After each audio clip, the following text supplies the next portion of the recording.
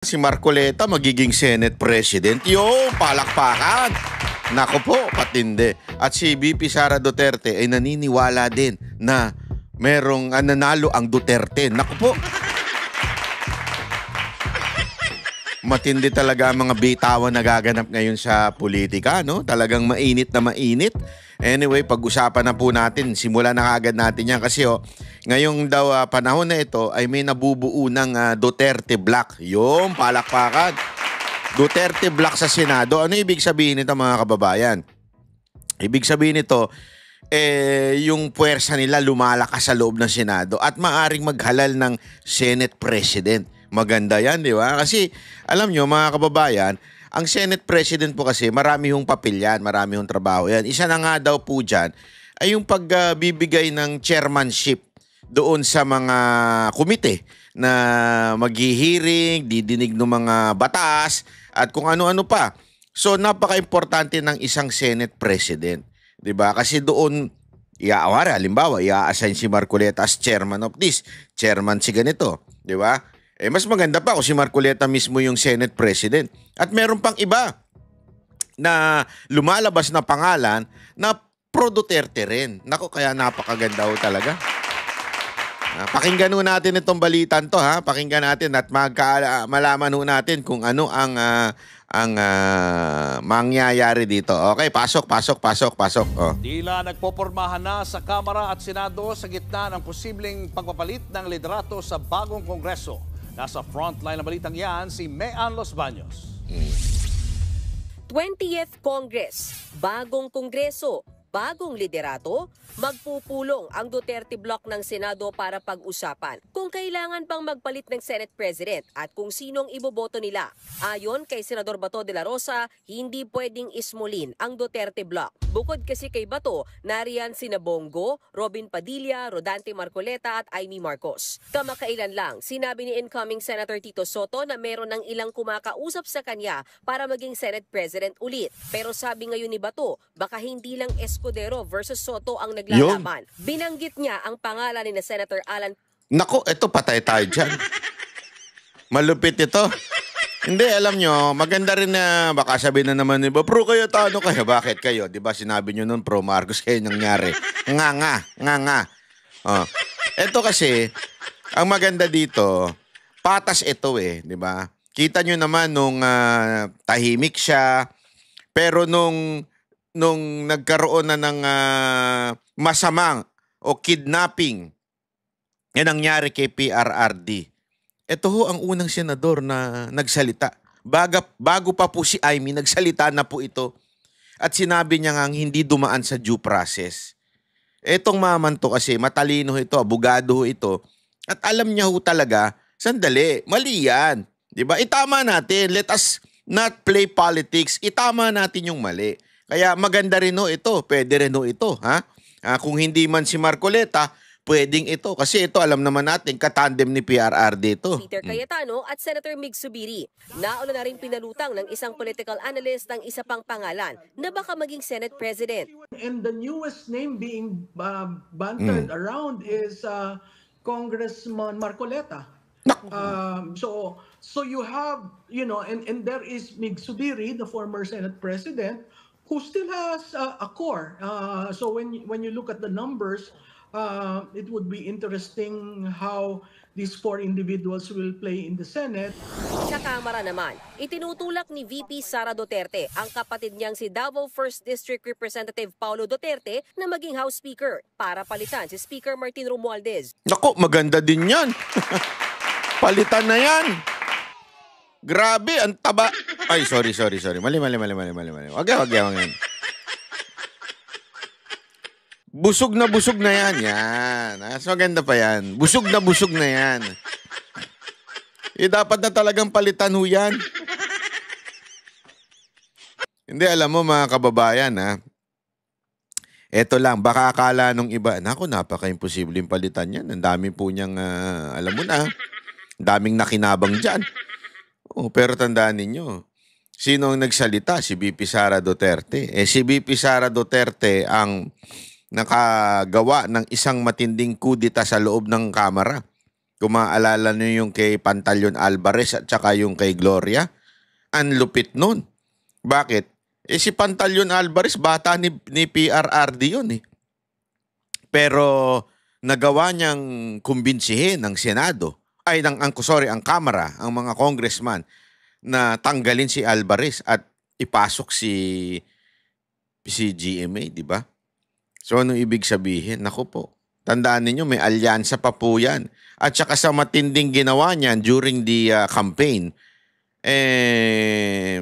sigurado ko, sabi nga nila, ito na yung panahon na nagtatalunan na eh. Ano ibig sabihin na nagtatalunan na? Palubog na kasi yung bangka eh. Bangka ng Marcos Romualdez, palubog na. Ang baba na ng trust rating, ito nga negative eh. Di ba? So, palubog na po yan. At alam ho nila, sigurado ko, alam po ng lahat na tong congressman na ito, that first, the impeachment, wala na yan. Burado na yan. Sa kasalukuyang numero ng Senado ngayon, burado na yung impeachment. So, malabong ma-impeach si BP Sara. Therefore, 80 to 90%, unless talaga magkaroon ng matinding sobrang dayaan, ay panalo ng presidente yan si BP Sara Duterte. 80 to 90% na po yan. And for sure, ngayon pa lamang magsisip-sipan na yung mga congressman na yan kay BP Sara Duterte. Kasi ganyan naman po mga congressman eh. Medyo tumatansya yan pagka alam nilang, naku, palubog na itong amo ko ah. Lipat na tayo ng bangka para pagka nanalo itong presidente, meron pa rin po tayong kalalagyan. Tandaan ninyo kayo mga congressman, kung si Pangulong Duterte ay medyo hindi kayo pinakikialaman, nako, ibahin nyo si BP Sara Duterte, may listahan sa utak yan. Pag kayo nalista yan sa kalaban niya, good luck sa inyo, sa political career ninyo. Kita nyo naman ang ginawa niya dun sa, di ba? Talagang binaboy niya. Maaaring sabihin na natin, hindi lahat nanalo. Pero karamihan ng mga mabibigat na laban ay naipanalo ni BP Sara Duterte kahit nga po sa governor ng Cebu, di ba? So ibig sabihin, malakas talaga si BP Sara Duterte. Kaya magdadalawang isip itong mga congressman na ito. Maaaring meron talagang mga aso itong si Romualdez. Masasabi natin na talagang dumidila ng puwet talaga. Pero magkakaroon pa rin po yan ng kahit papaanong matinding laban, lalo na pag si Pulong na pumasok. Naku po. Yari talaga sila dyan. Nakakatuwa yung mga ganitong kaganapan kasi umiinit ang politika sa Pilipinas. Sinabi ko sa kanya, kung hindi ka manalo ng ng speaker, then kunin mo yung minority. But wala pa siyang sagot. Tiniyak naman ni Ako Bicol Party List Representative Alfredo Garbin na nananatili. Kita mo na, alam mo na kagad kung sino yung mga tuta ni speaker eh. Di ba pagka nilapitan mo yung amo, halimbawa kanina, nagpunta sa SMNI si Madam Mocha, di ba? Pumunta si Madam Mocha, dala-dala niya yung dalawa niyang tuta. Ay, tuta. Aso pala, hindi pala tuta na yun. Malaki na pala yun. Matanda na pala yun. Si Toffee, tsaka si Trooper. Dala-dala niya na. Naupo dun sa sopa. Biglang dumating si Dada. Alam mo, ginawa nung siyempre, ang laking alimaw ni Dada, ang itim pa. Pinagtatahulan si Dada sa loob ng studio. Pambihira, oo. Pinagtatahulan po si Boss Dada ni Trooper. Akala mo, kalaki ni Trooper tsaka ni Toffee. Ang malupit niyan, feeling nila, dinidepensa nila yung kanilang nanay na si Mocha. Sabi ko nga sa inyo ganyan pagka yung, alam mo na yung mga aso, unang po, tumatawol yan pag nilalabanan mo na yung amo eh. Wala naman ako sinabing tuta itong congressman na ito. Ang sinasabi ko lang, pagka alam mo na makagad kung sino yung tuta, kung sino yung unang papalag, kung sino yung unang magsasalita. Ang suporta ng major party list groups kay Romualdez. Katunayan, may manifesto of support ng pinirmahan ang Naks naman, may manifesto of support na kagad. Wow! Di pa nga kayo nag-ano, wow, manifest of support na kagad. Sige, bahala kayo. Pananaw niyo yan 240 na mambabatas. Sa pagbabalik sesyon sa Hulyo, magkakaalaman kung magkakaroon ba ng pagbabago sa liderato ng Kamara at Senado. Nagbabalita mula sa Frontline, Mean Los Baños, News 5. Ayan, no. So, ito nga mga kababayan, si Marcoleta daw isa sa mga tinitignan. Pwede rin si Cayetano, pwede rin daw si Zubiri, pero I don't think si Zubiri mananalo pa bilang Senate President. Pero among them, they will vote for the person na I think they would consider, ito lang sa akin. Ako, gusto ko si Marcoleta. Definitely. I like Marcoleta to be the Senate President para matikas talaga, di ba? Ala Miriam Defensor Santiago. Ganon. Gusto ko talaga yon. Plus, the political power of VP Sara Duterte, malaking bagay. So, ibig sabihin po, pag siya po ay pumasok sa eksena na ito, ay sa tingin ko talagang mapapalitan ang Senate President. Di ba? Kasi marami dyan kaibigan ni VP Sara Duterte. Marami po dyan nakasama niya, in-endorse niya, I think 2022, 2019. 2022 ata. In-endorse niya. So, ibig sabihin po mga kababayan, marami po siyang connection dyan. So, kung exert niya yung kanyang power dyan, sa tingin ko talagang posibleng mapalitan. Kasi sinasabi nilang si Soto daw. Si Soto, siguro mga iilan na lang po ang niyan, ang hatak niya sa Senado as of now. 'Di ba?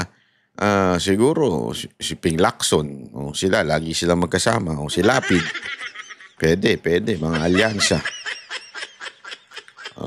Siyempre si Chis Escudero, mas mabigat. Para kasing ang dating kasi nito, bakit papapalitan si Chis Escudero? Kasi tandaan ninyo, si Chis Escudero may basbas ng Pangulo. Bakit pa siya papalitan ni Soto na isang kaalyado rin ni Pangulo? Walang dahilan, ika nga. So, I think Marcoleta or Cayetano has a bigger chance to be the Senate President. Sana po